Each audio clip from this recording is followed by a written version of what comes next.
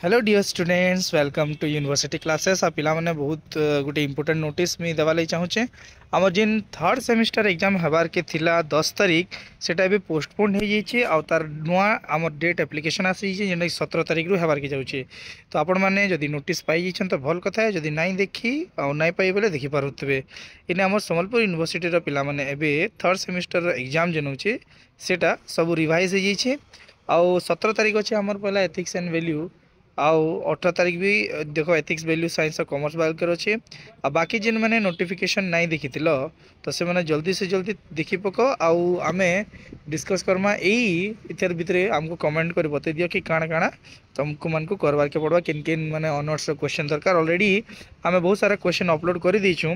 Political science केतेटा request होता है political science question देखमा चेष्टा करमा मोर पाखे जब अवेलेबल थिबा तो डेफिनेटली आमे अपलोड करमा। तो पिला माने इटा हेगला तुम रिवाइज सिलेबस आउ जिते जल्दी हो पारे समस्ते पढ़ी पक आम चैनल संगे जुड़ी ही जाओ ताकि तुमको latest question previous year question सब दिहबा।